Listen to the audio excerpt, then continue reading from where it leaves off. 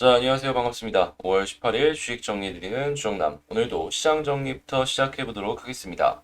일단 뉴욕 증시부터 살펴보자면 파월 의장의 물가 억제 의지를 재확인한 가운데 소비 지표가 견조한 모습을 보이면서 3대 지수 모두 큰 폭의 상승세를 기록하였습니다. 파월 의장은 만약 그러한 조치가 중립금리 이상으로 넘어가는 것을 포함한다면 우리는 그것을 주저하지 않을 것이다 라고 밝혔으며 향후회의에서 경제 상황이 현재와 유사하다면 50bp 금리 인상이 나올 것 같다라고 언급했습니다. 또한 고용시장이 탄탄하다는 점을 언급하면서 연착륙을 달성할 수 있을 것이다라는 것을 강조하였는데 여기서 포인트는 딱 두 가지만 잡으시면 됩니다. 중립금리 그리고 완전 고용. 이 두 가지가 금리 인상을 하는데 아주 중요한 요인으로 작용을 하기 때문에 계속해서 앞으로도 나올 것 같다라고 보여지거든요. 그렇기 때문에 중립금리와 완전고용은 여러분들 모두들 다들 파악을 해놓으시고 봐주시면 좋을 것 같고 자, 4월 소매 판매는 전월 대비 0.9% 증가. 이는 시장 예상치 1% 상승에 부합하는 수준이고, 인플레이션이 고공행진을 이어가고 있음에도 불구하고 경제 회복력을 나타내는 신호로 이제 해석을 해볼 수가 있겠습니다. 자, 그리고 여타 경제 지표도 양호한 모습을 보여주고 있습니다. 4월 산업 생산은 전월 대비 1.1% 증가해 시장 예상치 0.5%를 웃돌았으며 상무부가 발표한 3월 기업 재고 역시도 이 전월 대비 2% 정도 증가였습니다. 그러니까 이번에 나온 경제 지표들은 대체로 괜찮았다. 이렇게 해석을 해볼 수가 있겠네요. 자, WTI 기준 국제유가는 112.4불, 마이너스 1.58% 하락 마감하였고요. 채권은 약세, 달러는 혼조해 금은 상승 마감하였습니다. 자, 그러면 뉴스들을 보면서 조금 더 디테일하게 한번 파악을 해보도록 할게요. 이 물가 폭등에도 지갑 여는 미국 4월 소매 판매가 0.9% 증가였다. 우리 아까 봤던 그 내용이다라고 보시면 되고, 자, 4월 산업 생산 역시도 예상치를 상회하는 모습을 보여줘서 이 경제 지표로만 놓고 본다면 나쁘지 않다라고 생각을 해볼 수가 있을 것 같은데 아무래도 금리가 계속해서 올라갈 것들이 보여지고 있다 보니까 주택 시장 지수는 계속해서 빠지는 모습이 보여지고 있습니다. 향후 한 1년에서 2년 정도는 계속 빠질 것이다라는 것이 예상이 되기 때문에 이 미국 쪽의 주택은 안 좋을 것이다라는 것이 예상이 되는데 이 부분은 한국에 어떤 식의 영향을 줄지는 조금 더 살펴보면 좋을 것 같고요. 자, 파월 의장 물가 확실히 잡을 때까지 계속 금리를 인상할 것이다. 이 이야기 굉장히 중요한 한 줄이다. 이렇게 보여지겠습니다. 자, 그리고 뉴욕 연은 같은 경우에는 기업들 향후 1년 내에 인플레이션 완화가 예상이 된다라고 하고 있습니다. 최근에 제조업이 좀 꺾였죠. 근데 이제 1년 안에 인플레가 다시금 완화되는 모습을 보여주게 된다면 미국 내 제조업도 다시 살아날 수 있기 때문에 이 부분 매우 긍정적인 이슈다. 1년만 버티면 된다. 물론 주식하는 입장에서는 그게 쉽진 않은 건 알지만 그래도 1년만 버티면은 해 뜬 날 온다. 요거 이제 감안하시면서 보시면 좋을 것 같습니다. 자, 그리고 BOFA 이 투자자들 경제 전망 역대 최악, 인플레는 완화하겠지만 이 경제로만 놓고 본다면 그렇게 썩 좋지 못할 것 같다라는 의견이 나온 거 확인할 수 있습니다. 자, 당연히 여기에 가장 크게 영향을 받는 시장은 주식 시장이 되겠죠. 자, 그렇기 때문에 주식 시장이 한동안 좋지 못할 것. 그러니 보수적인 관점으로 살펴보자. 이렇게 말씀을 드릴 수가 있을 것 같습니다. 자, 그리고 미국 전문가 경기 침체 시작됐다라고 볼 수 있다. 이런 의견 확인할 수 있겠고요. 중국 같은 경우에도 코로나 봉쇄로 인해서 이 전 세계 경제 둔화 우려에 굉장히 큰 영향을 미치고 있는 걸 확인을 할 수가 있습니다. 다만 미국과는 다르게 중국 같은 경우에는 이 중국의 봉쇄 해제 기대감이라는 게 차근차근 올라오고 있거든요. 자, 이게 만약에 봉쇄가 해제가 된다면 조금 있으면은 LPR 인하 요거 이슈도 20일 날 있을 것이고, 자, 그리고 중국 같은 경우에는 이 내륙의 경제를 살리기 위해서 특별 채권이 나올 수도 있다라고 이야기가 나오고 있잖아요. 인프라 투자를 하기 위해서 채권 발행이 나올 수 있다라고 하기에 자, 이거는 중국 쪽에서는 시장에 돈을 풀 수도 있다. 요거 생각하면은 오히려 미국 쪽은 안 좋지만 중국 쪽에서는 좋은 어떠한 이슈가 나올 수 있다라는 거 감안하면서 생각하고 중국의 비중이 높은 한국의 입장상 여기에 큰 수혜를 받을 수도 있을 것 같다. 이렇게 보여지겠습니다.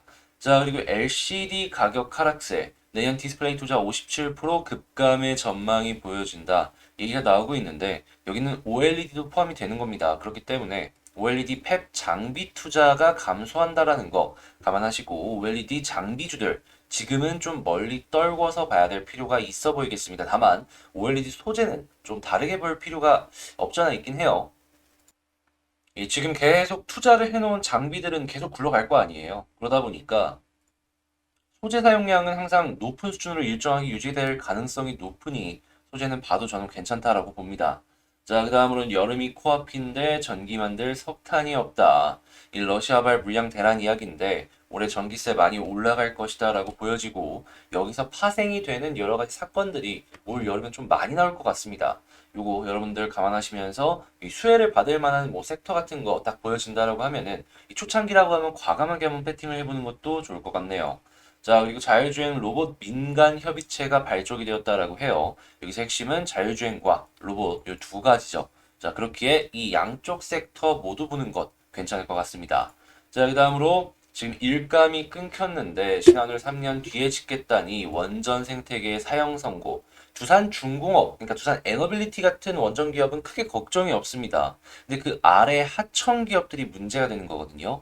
하다 보니까 이게 양극화가 조금 더 심하게 이루어질 수 있다. 이거 감안하시면서 살펴보시면 좋을 것 같고, 잘하면은 이 하청업체들이 조금 망한다 싶었을 때 대형업체들이 이 수직 계열화를 위해서 인수를 할 수도 있을 것 같거든요. 자, 그러면 많이 조금 힘들 때 인수 얘기가 솔솔 나온다. 라고 한다면 이 하청업체들도 나중에 좀 많이 빠졌을 때 집중을 해보는 것도 좋을 것 같습니다. 자, 이렇게 오늘 뉴스 정리를 한번 싹 해봤는데 구독과 좋아요 한 번씩 눌러주시고요. 자, 그리고 방금 말씀드린 내용들 같은 경우에는 장 시작 전에 미리 이렇게 물려드리고 요 텔레그램 공부방에서는 공부할 수 있는 내용들을 이렇게 꾸준하게 올려드린다라는 거 감안하시면서 나 여기 한번 들어와 보고 싶다라고 생각을 하신다면 들어와 주시면 되겠습니다. 자, 그리고 이 수급 분석한 것도 보시면 아시겠지만 어제 엔터주 엄청 올랐죠? 근데 정확히 그 전날에 수급 분석해서 올려드렸습니다. 자, 그리고 대부 마그네틱도 그렇고 다른 종목들도 그렇고 많은 종목들이 가려고 하던가 막 올라가는 모습을 수급 분석 딱 이렇게 분석하자마자 다음날에 모양을 보여줬어요. 이런 거 여러분들께 꾸준하게 소개를 해드리고 있으니까 이거 한번 같이 들어오셔가지고 부담 갖지 말고 같이 이제 어려운 시장 헤쳐나가셨으면 좋을 것 같네요. 자, 그럼 저는 여기서 이 시장 정리 마치도록 하고 개별 종목 보도록 할게요. 자, 제가 이번에 가지고 온 종목은 HMM을 가지고 왔습니다. 최근에 조금 빠지는 모습들 때문에 많은 분들께서 야, 이거 끝이냐? 라고 말하시는 분들이 있을 것 같은데요. 제가 그냥 딱 잘라서 말씀드릴게요. 뭔 걱정입니까? 걱정할 필요 없어요. 자, 이 HMM 같은 경우에는 현재 그냥 빠지면은 계속 사면 될 것 같을 정도로 저평가라고 볼 수 있을 것 같은데 왜 이렇게까지 강조를 해서 말씀을 드리는지 지금부터 하나씩 안내를 도와드릴게요. 일단 제일 먼저 HM 하면은 역시나 상선이기 때문에 운임지수가 어떻게 되는지를 좀 봐야 되잖아요. 근데 중국 컨테이너 인덱스를 봤을 때 본격적으로 반등의 기미가 보이기 시작을 했고요. 상하이 컨테이너 같은 경우에도 저점 부근을 유지하고 있는 그러한 모습을 확인할 수가 있습니다. 자, 그러면 여기서 우리가 기대할 수 있는 건 뭐가 될까요? 그쵸. 중국의 봉쇄가 풀리기만 한다면 이거 본격적으로 올라갈 수 있겠구나. 이걸 생각해 볼 수가 있겠죠. 특히나 다시 시장에 있는 이 상선 같은 경우에는 한정적이기 때문에 한 번에 수요가 몰리게 된다면 반등, 급등하는 모습도 생각을 해볼 수가 있고요. 그렇잖아요. 공급과 수요를 봤을 때 공급은 일정한데 수요가 팍 늘어난다고 생각을 해보세요. 올라가겠습니까? 떨어지겠습니까? 자, 그리고 그러한 요인들이 있어서인지 지금 HMM의 실적은 매우 긍정적인 모습들을 보여주고 있는데 현재 봉쇄의 영향에도 불구하고 계속해서 사상 최고 실적 이야기가 솔솔 나오고 있습니다. 그래서 어제였나요? 그저께 리포트가 하나 나왔는데 어떤 이야기가 있었냐면 지금 실적이 뭐 3조를 넘었다라고 하는데 올해 연말까지 만약에 실적을 예상을 해본다면 대략 이 14조 조금 안 되는 순이익이 나올 수 있을 것이다 라는 이야기를 했습니다. 뭔 소리냐? 지금 위치는 PER을 기준으로 놓고 봤을 때 1점 몇이다라는 거예요. 앞만 보더라도 이게 피크를 찍고 좀 떨어질 수 있다라고 하더라도 지금 위치의 PER이 1대라는 건 너무 싸지 않습니까? 이건 여러분들이 한번 생각을 해보세요. 이걸 비싸다고 해야 될지 싸다고 해야 될지. 자, 그러면 1대라고 하면은 만약에 조금 더 떨어진다라고 했을 때 가격 방어가 될까요? 아니면 안 될까요? 그러면 1대가 0. 몇 가지도 빠질 수 있다라는 건데 암만 그래도 여러 가지 리스크들이 있다라고 해도 1은 선 넘었다. 지금 매우 싼 상황이기 때문에 우리는 현 위치는 그냥 별 부담 없이 볼 수 있는 아주 좋은 위치다. 이렇게 생각을 해볼 수가 있는 겁니다. 자, 그러면 자, HMM 지금 추가적으로 수급 보면서 남들은 어떻게 생각하는지 이걸 한번 살펴보자면 일단 외국인은 좀 팔고 있지만 기관은 여전히 계속해서 매수를 해주고 있는다. 요걸 알 수가 있고요. 자, 나중에 이 둘이 플러스로 바뀌어주게 된다면 추가적으로 많이 올라가는 걸 기대하면서 살펴볼 수가 있겠습니다. 자, 그러면 지금은 요 수급 바뀌는 거 놔주면 좋고 아니면 말고 이런 생각을 하면서 편안하게 보면 좋을 것 같고요. 자, 그 다음으로는 위쪽부터 라인 하나만 그어볼까요? 자, 요 라인들 한번 그어보게 된다면 지금 위치가 대략 다시 그을게요. 여기부터 이렇게 딱 맞네요.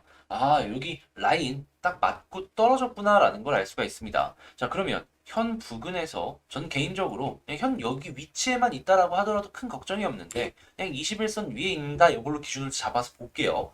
이런 상황이 보여지다가 자, 위쪽 여기를 뚫고 올라가면 역헤드앤 숄더 이후에 본격적인 반등 기대해 볼 수 있지 않겠습니까? 자, 그리고 시간이 흘러가면 흘러갈수록 240선도 떨어질 것이고 여기를 돌파해 준다면 정말 말 그대로 위에 있는 저항 라인은 없이 이제는 매물대만 보면 되는 그런 상황이다라는 걸 알 수가 있을 것 같은데요. 이게 쭉쭉 연결이 된다면 저는 개인적으로 여기를 돌파해서 저는 여기까지 4만 원까지도 기대가 가능할 것 같다. 이렇게 볼 수 있을 것 같습니다.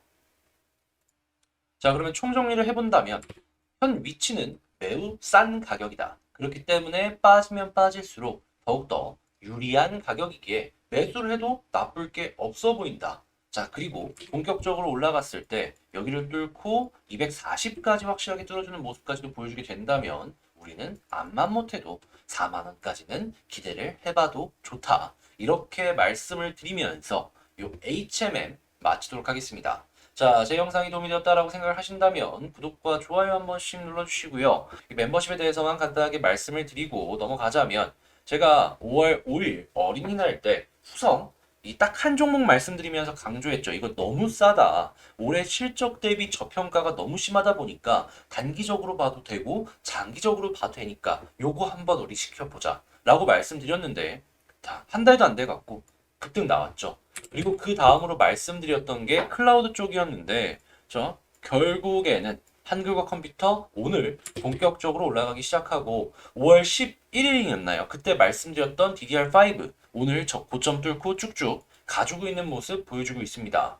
지금 이게 그저께였나 말씀드렸던 것들은 아직은 좀 숨고르기를 하고 있는데 그쪽도 괜찮은 모습 보여줄 것이다라고 예상이 되고 오늘 소개시켜드릴 이쪽도 굉장히 좋을 것이다라고 생각을 하거든요. 여러분 이런 것들 보시면 아시겠지만 제가 나쁜 거를 같이 공부하자라고 말씀드리는 게 아니에요. 좋은 것만 소개시켜드리니까 치킨 하나 가격 아까워하지 마시고 저랑 같이 어려운 시장 잘 한번 헤쳐나가 보시죠. 자, 이렇게 멤버십 고민 있으신 분들은 구독 옆에 가입하기 있으니까 꼭 한번 눌러보시고요. 전 다음에 더 좋은 영상으로 다시 찾아뵙도록 하겠습니다.